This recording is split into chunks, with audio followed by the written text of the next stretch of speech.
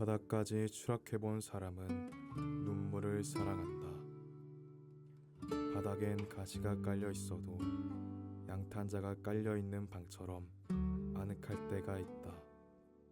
이제는 더는 내려갈 수 없는 나락에 떨어지면 차라리 다시 일어서서 오를 수가 있어 좋다. 실패한 사랑 때문에, 실패한 사업 때문에, 실패한 시험 때문에 인생의 밑바닥에 내려갔다고 주저앉지 말아라. 희망조차 보이지 않는다고 실망하지 마라. 무슨 일이든 맨 처음으로 돌아가 다시 시작하면 되는 것이다.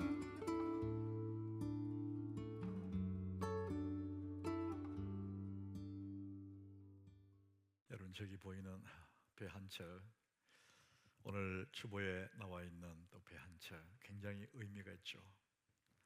몇 번 이런저런 일에 실패하고 나면 마치 저렇게 갯벌 위에 덩그러니 얹혀버린 배와 같이 아무것도 할 수 없는 것 같은 그런 느낌을 가질 때가 있습니다.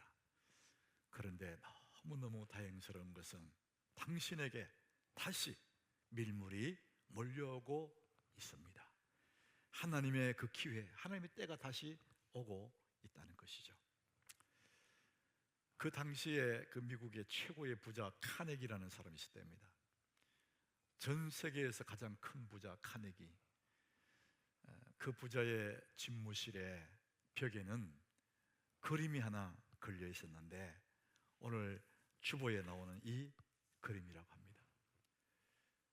어느 유명한 화가가 그린 그림도 아니고 멋진 색깔도 입힌 그런 그림도 아니에요. 그런데 이 부자의 집무실에 이 그림이 차지하고 있는 사연이 있답니다. 카네기가 젊은 시절에 너무너무 어려웠대요. 서럽고 아프고 고통스러운 그런 젊음의 때를 지나다가 이 그림을 보면서 희망을 가졌다 그래요. 그림이 이뻐서가 아니라 그림 밑에 적혀있는 글귀가 있었답니다. 반드시 밀물이 밀려오리라. 그날에 나는 바다로 나가리라. 자기의 그 처지는 지금 이 좌초돼 버린 배 같은 인생이지만 언젠가 밀물이 몰려오면 나는 이 배를 타고 바다로 나가야지, 이런 꿈을 꿨다는 거예요. 장폴 사르트라는 사람도 이런 얘기를 했어요. 반드시 밀물의 때가 온다. 하나님의 밀물, 은혜의 그 밀물은 끝이 없습니다. 오늘도 하나님은 여러분을 향해서 은혜의 밀물을 준비하고 계시고 반드시 다시 내 인생의 밀물이 몰려오고 있음을 믿으시기를 바랍니다. 우리에게 다시 기회를 주십니다. 하나님은 우리에게 다시라는 이런 선물을 우리에게 주시는 것이죠. 그래서 우리는 어떤 상황에서라도, 어떤 처지에 딸지라도 하나님의 사랑이 있기 때문에 우리는 다시 시작할 수가 있고 우리는 다시 꿈을 꿀 수가 있는 것입니다. 하나님 밀물의 때가 오고 있기 때문에 그렇습니다. 여러분, 오늘 시편 126장은 하나님의 백성들이 포로 생활 70년의 생활이 끝나고 고국으로 돌아올 때의 그 감격을 기록한 하나님 말씀이거든요. 우리가 아는 대로 이 하나님의 자녀들이 애굽에서 가나안 땅으로 하나님이 옮겨주셨잖아요. 종으로 살던 너희들 이제 적과 꿀르는 가나안 땅에서 주인처럼 살아라. 자식 낳고 손자를 보고 자손 난 데까지 하나님의 복을 누리며 살아라고 하나님 옮겨주셨는데 얼마 가지 못해서 하나님을 다 잊어버리는 거예요. 그리고는 가나안 우상을 쫓아 살거든요. 하나님 그걸 보고 너무 마음이 아프신 거예요. 그래서 선지자들을 보내요. 선지자들 통해서 너희들이 그러면 안 돼, 하나님께 돌아와야 돼, 하나님께 돌아와야 돼. 그렇게 간곡하게 타일러도 안 돌아와요. 예레미야 선지자는요 눈물로 호소해요. 그 눈물의 선지자라고 하잖아요. 울면서 이 백성이 하나님 은혜를 잊어버리면 안 된다고, 하나님께 돌아오라고 그랬는데도 끝내 돌아오지 않아요. 하나님을 버리고 우상을 쫓아 사는 거예요. 그래서 결국 북쪽 이스라엘부터 망하죠. 아수르에게 망해요. 그래도 또 하나님께 돌아오지 않으니까 남쪽 유다도 바벨론에 의해서 완전히 망해버려요. 아름다운 성전은 다 파괴되고 성전의 기물도 다 가져가 버리고 그 백성들의 젊은 청춘들, 피 끓는 그 청춘들을 잡아가지고 쇠사슬로 묶어가지고 다 끌고 가버리니까 바벨론으로, 그 먼 나라 남의 땅으로 끌려가 버려요. 그렇게 하나님의 은혜를 누리던 그 사람들이 이제는 포로 신세가 되어서 남의 땅에 살아가요. 그렇게 세월이 흘러서 70년이 지나갔어요. 여러분, 70년 세월은요 결코 긴 시간입니다. 자식을 낳고 손자 낳고 벌써 몇 세대가 간 거예요. 여러분, 여기 있는 여러분들 중에 아마 70년이 지나면은 이 땅에 남아있을 사람은 거의 없어요. 여러분 뱃속에 혹시 아이가 있다면 그 아이는 남아있을 수 있지만 그 세월이 긴 시간이거든요. 근데 이 사람들이 70년의 세월이 가니까 이제는 희망이 없다는 생각하죠. 그래서 그곳에서 그냥 그렇게 꿈을 다 잊어버린 채로 체념하고 살아가고 있을 그때 하나님은 그들을 위한 아름다운 날을 준비하고 계시는 거예요. 멋진 날을 하나님이 사랑하는 자녀들을 위해서 준비하고 계셨죠. 다시 고국 예루살렘으로 돌아갈 수 있는 그런 하나님의 계획을 준비하고 계셨다는 것이죠. 자, 오늘 본문은 이 시편 126장과 에스라 1장을 이 두 개를 잡았거든요. 그 에스라에서 보면은 하나님의 그 하시는 일이 보여요. 고레스 왕이라는 이방 왕을 하나님이 등장시키죠. 근데 그 고레스 왕이 되자마자 칙령을 내립니다. 이스라엘 백성들은 다 고국으로 돌아가라. 에스라 1장 3절에 그렇게 말하죠. 이스라엘의 하나님은 참 신이시라. 이방 왕이 성령의 감동으로, 하나님의 감동으로 이렇게 바뀌어버린 거예요. 그래서 이스라엘 하나님은 참 하나님이시를 고백하는 거예요. 너희 중에 그의 백성된 자는 다 유다 예루살렘으로 돌아가라, 이렇게 하는 거예요. 이스라엘 하나님 여호와 성전을 건축하고 거기서 하나님을 섬겨라. 이제 고레스 왕이 칙령을 내려요. 이런 일은 있을 수가 없는 거거든요. 그래서 오늘 본문 1절에서 이렇게 고백하죠. 여호와께서 시온의 포로를 돌리실 때, 자기들이 포로로 살았잖아요. 남의 나라 포로 생활했거든요. 여호와께서 시온의 포로를 돌려 보내실 때에 우리는 꿈꾸는 것과 같았다. 우리 한번 따라합시다. 우리는 꿈꾸는 것 같았도다. 너무 놀라서 생각지도 못한 일이 벌어지니까 꿈꾸는 것 같았다. 야, 이게 꿈이야 생시야. 절망하고 있는 그 사람들에게 하나님은 꿈꾸는 것 같은 그런 일을 만들어 주신 거예요. 여러분, 하나님은 오늘 우리 앞에 꿈꾸는 것 같은 그런 놀라운 일을 준비하고 계심을 믿으시길 바랍니다. 여러분 인생길 앞에 하나님은 그런 놀라운 일을 준비하고 계신다는 거예요. 여러분, 이것을 믿는 자와 아이고 내 인생에 뭐 그런 일이 있으려고, 이런 사람과는 전혀 다른 삶을 살 수 있습니다. 여러분, 오늘 성경에 보면 하나님 자녀들에게는 하나님 탐이 없는 사랑으로 그 꿈꾸는 같은 놀라운 일, 상상도 못한 일을 하나님 준비하고 계시고 때가 되면 우리에게 주신다고 말씀하고 계시는 거예요. 2절에도 보면 그렇게 말하죠. 그때에 우리 입에는 웃음이 가득하고 우리의 혀에는 찬양이 찼었도다. 너무 좋아서 입속에 웃음이 가득하다. 입만 벌리면 그냥 웃음이 나온다는 거예요. 그리고 우리 혀에는 찬양이 너무나 감사해서 하나님 앞에 찬양이 그냥 막 북받쳐 나온다는 거예요. 이 일들을 하나님이 행하셨다는 것이죠. 이들이 지금 이런 감격적인 꿈꾸는 같은 상황을 만났지만 사실은 이 날을 만나기 전에 그들의 형편은 너무 힘들었어요. 시편 137장 1절에 가보면은요, 그들의 그때의 상황을 설명해요. 우리가 바벨론의 여러 강변 거기 앉아서 시온을 기억하며 울었도다. 하도 기가 막히고 어떻게 애를 써도 길이 안 보이니까 눈물을 흘렸다는 거예요. 그 화려했던 아름다운 그 시온성 예루살렘 생각하면서 울었다는 거예요. 여러분, 운다는 것은 할 길이 없을 때, 방법이 안 보일 때 그냥 눈물만 나오는 거죠. 포로로 살아가면서 이제는 고국으로 돌아갈 길이 안 보이니까 시온을 기억하며 울기만 했다는 거예요.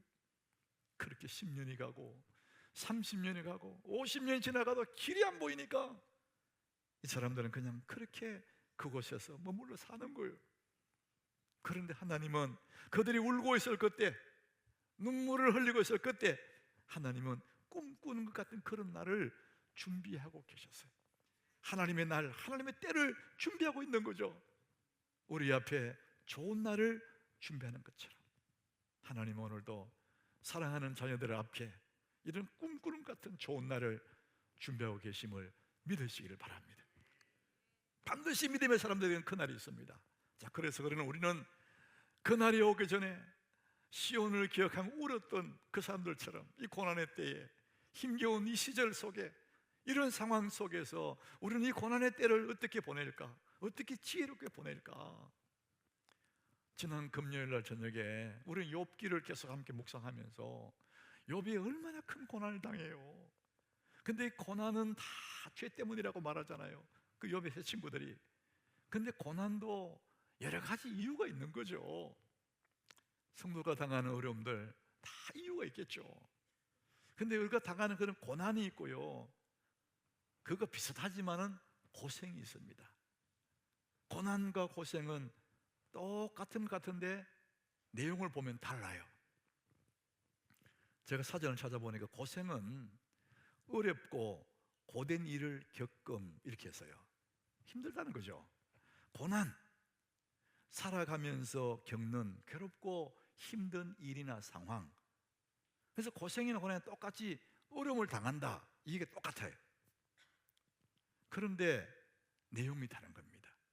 예를 들면 죄를 지었어요. 그래서 죄를 짓고 감옥에 들어갔습니다. 그러면 그 사람은 고난당하는 것이 아니라 고생하고 있는 겁니다. 자기의 죄로 말미암아 고통을 당하고 있는 거죠. 그런데 독립운동하던 독립투사가 감옥에 들어갔어요. 그 사람은 고난당하는 사람입니다. 똑같이 감옥에서 똑같이 고통을 당하고 있습니다. 그런데 어떤 사람은 고생하고 있는 사람이고 어떤 사람은 고난을 당하는 사람이에요. 이걸 더 좁히면은 우리 가정으로 가져와 보겠습니다. 이런 부부가 살다 보면 때로는 토닥토닥 싸우거든요. 부부 싸움 안 하는 사람 누가 있습니까? 그래서 부부 싸움을 잘하는 것이 건강한 가정이라 그래요. 근데 잘못하면 큰 어려움 당하죠. 근데 부부 싸움을 잘해야 됩니다. 여러분들이 궁금할 거예요. 목사님 부부 싸움 안 하세요? 이런 궁금한 게 있을 거예요. 제가 말씀드리겠습니다. 여러분과 똑같습니다. 우리도 인간인지라 때로는 다투어요. 그런데 이런 경우가 있어요. 남편에게 아내들이 바락바락 대드는 거예요. 표현이 제가 어떤지 모르겠는데 악을 쓰고 바락바락 대드는 거예요. 사사건건 남편의 약점 잡아 약을 올리는 거예요. 그게 잘하는 거예요. 그럼 남자들은요, 하다가 안 되면은 욱 해가지고 손이 확 올라오는 거예요. 손이. 여러분, 바락바락 대드는 것도 문제고 손 올리는 것도 문제라. 어쨌든 그래서 뭐 대들고 막 바락바락 약을 계속 올려 남편이 막 한 대 때렸어요. 뭐 눈이 막 벌고, 여기 뭐 시커면 뭐 멍들었어요. 그게 고난이에요. 그건 고생하는 거예요. 그냥 고통의 시간을 보낼 뿐이에요. 사스 고생한다는 말 있잖아요. 그런데 아내가 신앙생활, 하나님을 믿는 믿음 때문에 남편에게 욕을 먹고 비난을 받았어요. 그거는 고난입니다. 핍박받는 거죠. 그래서 똑같은 상황인데 어떤 때는 고난이고 어떤 때는 고생이에요. 시편 34장 19절에 보니까 의인은 고난이 많대요. 의인은 고생이 많은 게 아닙니다. 의인은 고난이 많아요. 힘든 건 똑같아요. 고난이 많아요. 믿음으로 살라고 하면 고난이 많아요. 그러나 여호와께서 그의 모든 고난에서 건지시는도다. 그 고난 속에 있는 사람들은 여호와께서 그 모든 고난에서 건지시는도다, 이렇게 말씀합니다.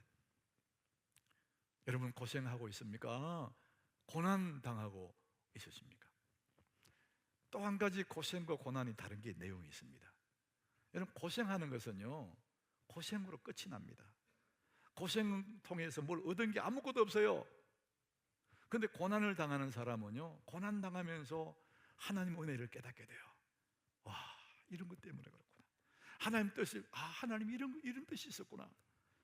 고난은 힘들지만 고난 속에서 유익한 게 있어요. 많은 것을 얻게 됩니다. 인생이 깊어지고 신앙이 철이 들고 새로운 삶을 살게 되는 그런 많은 것을 유익을 얻게 됩니다. 그래서 고생은 아무것도 결론도 없어요. 고생만 했어요. 그러나 고난은 많은 유익이 있습니다. 시편 119장 71절에 그 고난을 이렇게 말합니다. 고난 당한 것이 내게 유익이라. 이로 말미암아 내가 주의 율례를 배우게 되었나이다. 여러분 오늘 어려움 당하십니까? 고난을 당하십니까? 여러분 너무 낙심할 이유가 없습니다. 하나님이 건지실 뿐만 아니라 그 고난을 통해서 하나님께 많은 유익을 얻게 되는 것입니다. 그래서 예수 믿는 사람들은 고난을 당해도 우리 기뻐하라는 거예요. 왜? 많은 유익이 있기 때문에 그렇습니다. 근데 여러분 제가 오늘 드리고 싶은 얘기는 이겁니다. 고생을 하든지 고난을 당하든지, 예수 믿는 사람은 잘못해서 고생을 한다 할지라도, 때로는 또 고난을 당한다 할지라도 그 고생과 고난을 하나님은 유익으로 바꾸어 주십니다. 이분이 하나님이세요.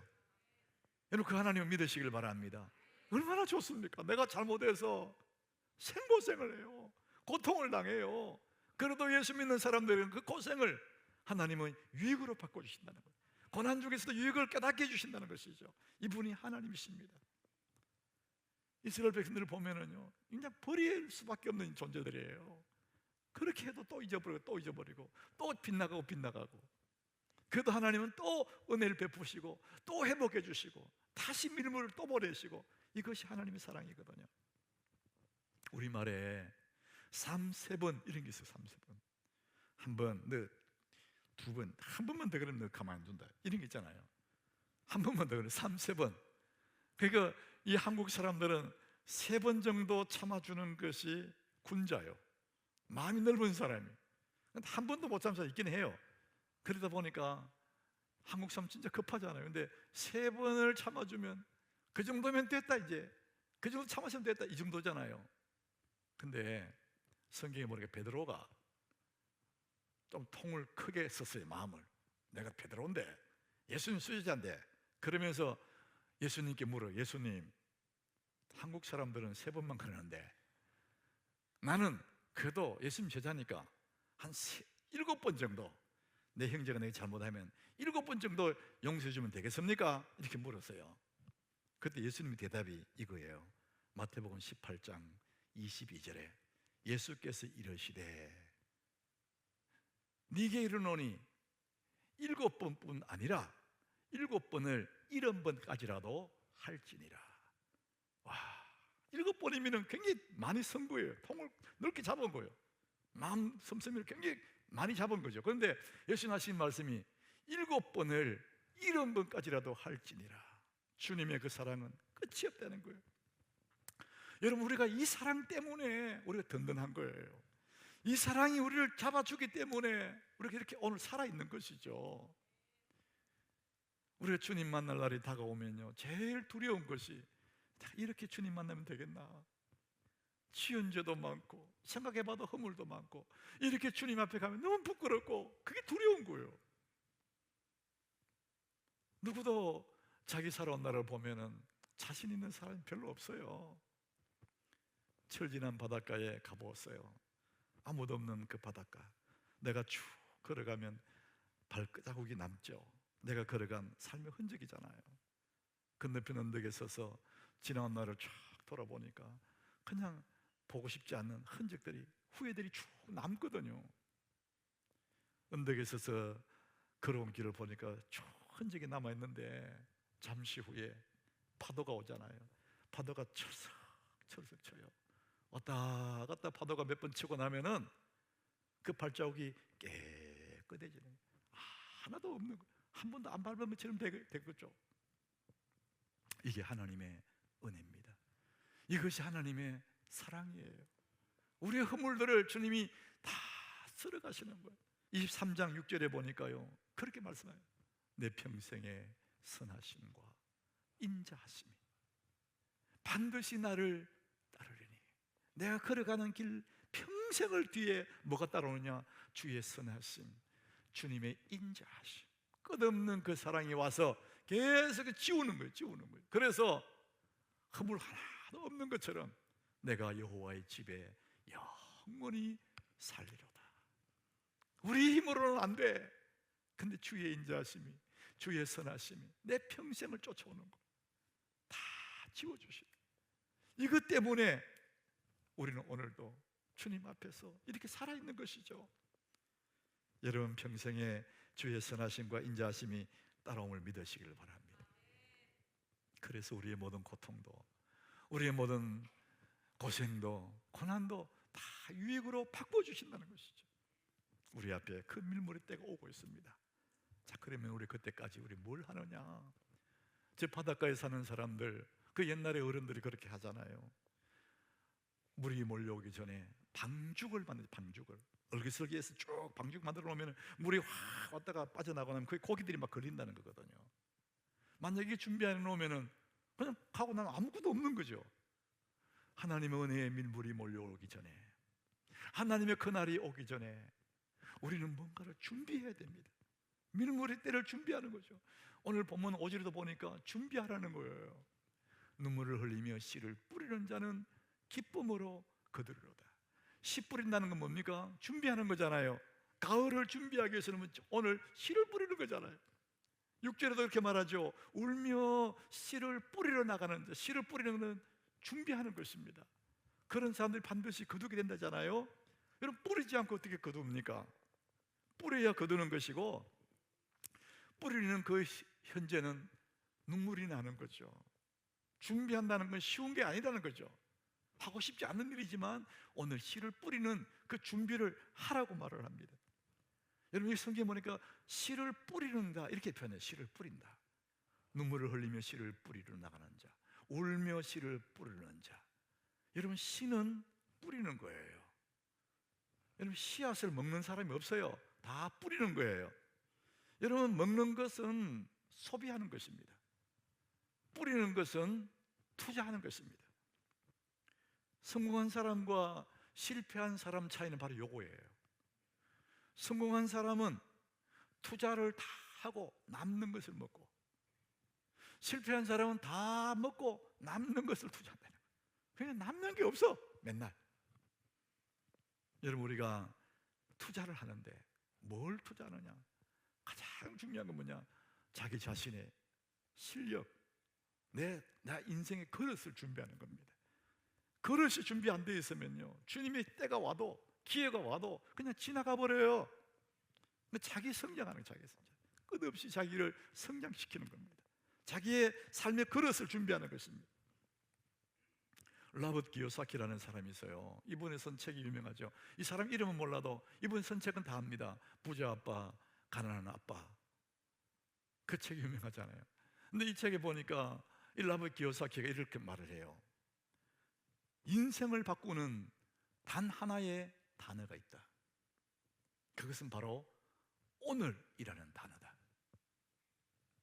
오늘. 현재 오늘을 바꾸면은 미래도 바뀌고, 오늘을 바꿔버리면은 살아온 과거도 새롭게 조명을 할 수가 있다는 거죠. 그래서 오늘은 너무나 중요하죠. 그래서 내게 주어진 소중한 선물 같은 오늘을 우리는 붙잡아야 된다는 것이. 근데 어리석은 사람은 자꾸만 바꿀 수 없는 과거에 집착을 해요. 아이고, 그때 잘할 건데, 아이고, 그때 너무나 속상해. 과거에 집착하는 거예요. 이게 어리석은 사람이에요. 지혜로운 사람은 바꿀 수 있는 미래를 바라본다는 거죠. 바꿀 수 있는 미래를 위해서 오늘에 집중하는 거죠. 오늘을 잡아라. 내 인생을 바꾸는 단어 하나, 오늘입니다. 자, 그러면 여러분, 오늘 우리가 뭘 할 거냐? 5년 후에 나는 어떤 사람이 이 땅에 존재할까? 여러분, 멀리도 말고 5년 후를 생각해 보세요.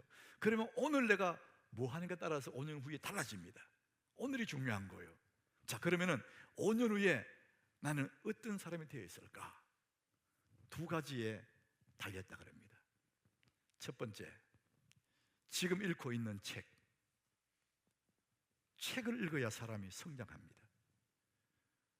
영재교육은 다 독서교육이에요. 사람은 책을 읽을 때 성장할 수 있습니다. 누구도 예외가 없습니다. 5년 후에 나는 어떤 사람이 남아있을까? 오늘 무슨 책을 읽었느냐? 읽는 책에 따라서 내 인생이 달라진다는 거예요. 두 번째, 5년 후의 내 인생은 오늘 나와 함께 시간을 보내는 사람, 그 사람이 누군가에 따라서 내 인생이 달라진다는 거죠. 여러분, 직장에서 만나는 사람들, 친구들, 그런 얘기가 아니에요. 멘토를 말합니다.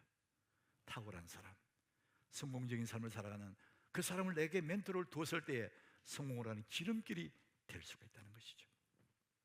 여러분들은 오늘을 잡는데, 오늘을 붙잡아야 미래가 바뀌는 거거든요. 내 인생을 바꾸는 중요한 단어는 오늘밖에 없습니다. 그런데 놀면서 시간을 보내버려요. 직장에서 일하지만 그 일할 때뿐이고, 시간 남으면은 그냥 뜻없이 친구들과 모여서 커피나 마시고 밥이나 먹고, 여러분, 그런 것도 필요하지만 그렇게 흘려버리는 그 시간은 소비하는 시간입니다. 내 인생에 도움 안 됩니다. 그러나 그 시간들을 나를 위해 투자하는 거예요. 그럼 그것은 투자가 됩니다. 독서도 하고, 멘토 만나서 공부하고. 전문가들이 말합니다. 하루에 2시간을 자기를 위해 투자해라. 직장에서 일하는 거 다 하고, 여러분 할 일 다 하고 난 다음에 정말 자기만을 위해 투자하는, 하루에 2시간씩 투자하면 반드시 달라진다, 이런 얘기를 합니다.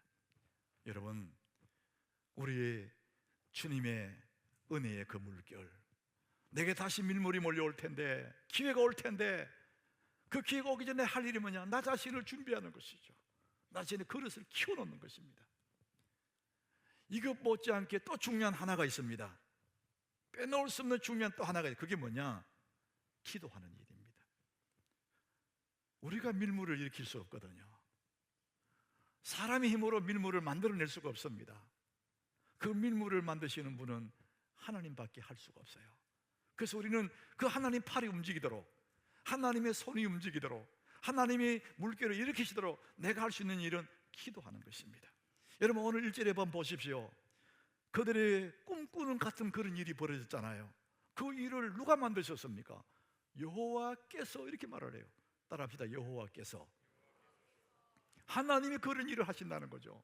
그 다음 절에 2절에 보니까 여호와께서, 중간에 보세요. 여호와께서 그들을 위하여 큰 일을 행하셨다. 큰 일을 누가 행하시느냐? 여호와께서 하신다는 거죠.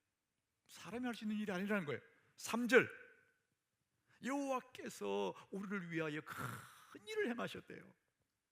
그 위대하고 꿈꾸는 같은 그런 일을 누가 했느냐? 여호와께서 하셨다는 거죠.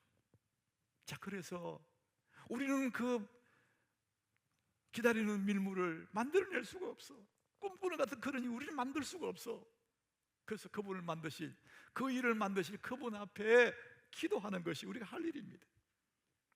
사랑하는 여러분, 뿌리 위에, 갯벌 위에 자초된 그런 배도, 그런 배를 아무리 애를 써도 우리는 바다에 띄울 수가 없어요. 그러나 그렇게 자초된 배라 할지라도 밀물이 몰려오면 저절로 떠오르는 것입니다. 그 밀물, 하나님의 은혜의 그 밀물이 우리 앞에 몰려오고 있는 것입니다. 그래서 우리는 그 주님을 오늘도 바라보는 거예요. 시편 62장 1절에 이렇게 말합니다. 우리 같이 읽어봅시다. 나의 영혼이 잠잠히 하나님만 바라며 나의 구원이 그에게서 나오는도다. 그 밀물을 만드실 분은 하나님밖에 없어. 내 인생의 밀물을 보내실 분은 하나님밖에 없어. 나의 구원이 그에게서 나기 때문에 나는 어떻게 하나? 나의 영혼이 잠잠히 하나님만 바라는 겁니다. 여러분, 주님을 바라보고 있으면, 주님 앞에 구하고 기도하고 있으면 여러분의 그 밀물이 주님께로부터 여러분에게 오게 될 줄 믿으시기를 바랍니다. 당신에게 다시 밀물의 때가 몰려오고 있습니다. 하나님의 선하심을 믿으시기를 바랍니다.